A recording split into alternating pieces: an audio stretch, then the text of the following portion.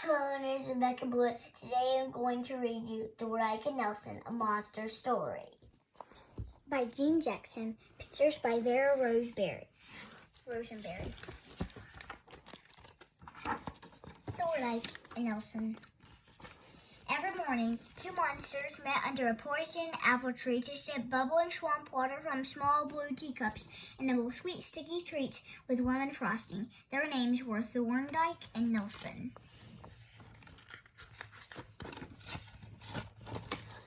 And every morning, Nelson's dog, Dot, prowled the neighborhood until she found an unattended item of footwear, which she spared with one long white fang and brought back to her master.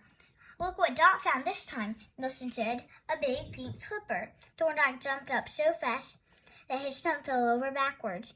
"That's my slipper," he cried. That smelly mutt stole my slipper, and it was brand new, too."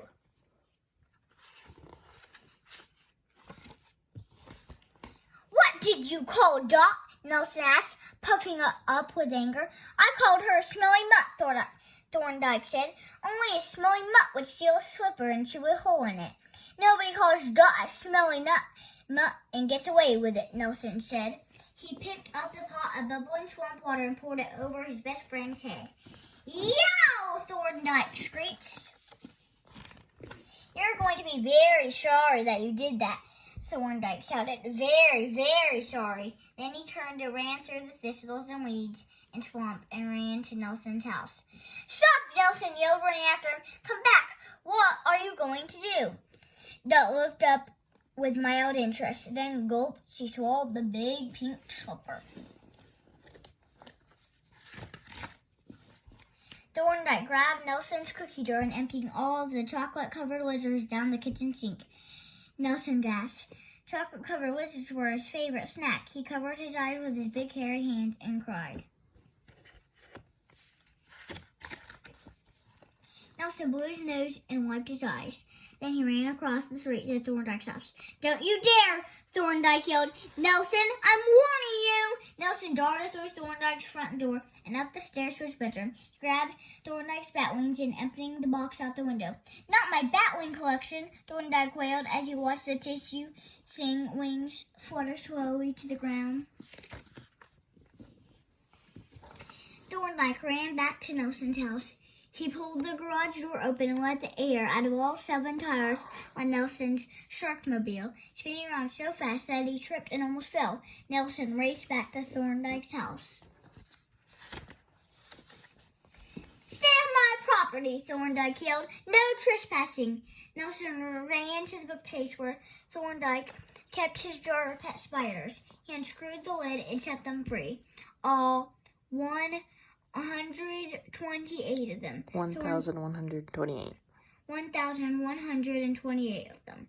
Thorndike fell to the floor. "My spiders!"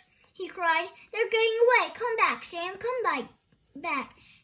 Tina, Boris and Fred and Mona and Lisa, come back!" But none of the spiders came back. "Nelson, you really have done it this time," Thorndike said. "This time you have really done it." Thorndike made a beeline for Nelson's prize-winning skunk cabbage patch. "No!" Nelson held it on her. "Not my prize-winning skunk cabbage patch." Thorndike was reaching for Nelson's biggest, most stinky blossom when he heard a noise under the jumper tree. It was Dot. "Call the police!" Nelson yells. "Call the fire department! Call the President of the United States!" "Dot is choking." Nelson grabbed Dot by her and shook her upside down. When that didn't work, he slapped her on the back. Dot made a small gasping noise, then collapsed. "Don't die, Dot," Nelson sobbed. Big tossy tears sprayed from his eyes. "Please don't die. Step back," Thorndike said, finally pushing Nelson aside. He wrapped his arms around Dot's middle, clasped his hands under her ribcage, and squeezed up. Pew! Out popped the big pink slipper.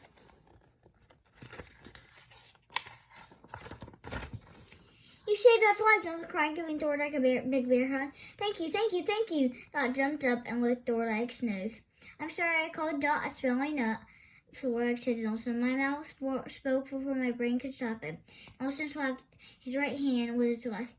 That's what you get for pouring bubbles swamp over Thorndike's head, he said to his hand. Don't ever do it again.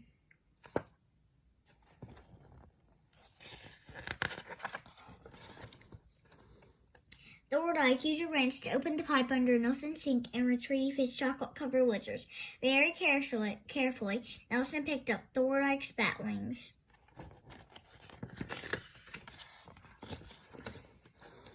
Thorndike pumped air into the back of the Sharkmobile. Nelson gathered up Thorndike's bat spiders, all 1,128 of them. I'm glad we're friends again, Nelson said as he dropped the last spider back in his jar on Thorndike's bookcases. Me too, Thorndike replied. Flying gives me indigestion. It makes my stomach hurt, Nelson said.